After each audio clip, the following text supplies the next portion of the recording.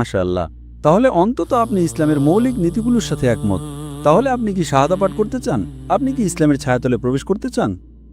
আমাকে এখনো চিন্তা করতে হবে। যদি আপনি বিশ্বাস করেন ঈশ্বর এক, যদি বিশ্বাস করেন নবী মুহাম্মদ সাল্লাল্লাহু আলাইহি ওয়াসাল্লাম ঈশ্বরের একজন রাসূল, যদি বিশ্বাস করেন যিশু ঈশ্বর নন, তাহলে আপনি প্রবেশ করতে পারেন।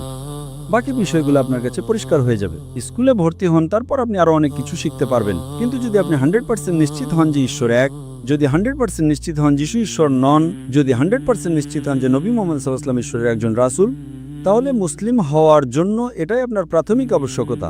এবং তারপর পরবর্তীতে আপনি হিজাব করতে পারেন, সালাত আদায় করতে পারেন, শুরু করতে পারেন ধীরে ধীরে।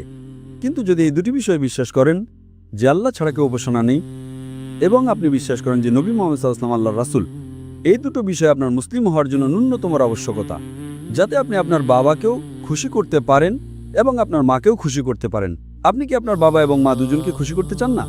হ্যাঁ। তাহলে যদি আপনি বিশ্বাস করেন যে শুধুমাত্র একজন ঈশ্বরই আছেন এবং আপনি বিশ্বাস করেন নবী মুহাম্মদ সাল্লাল্লাহু আলাইহি ওয়াসাল্লাম হলেন রাসূল, তাহলে আপনি কেন ইসলামের ছায়াতলে প্রবেশ করতে চাইছেন না?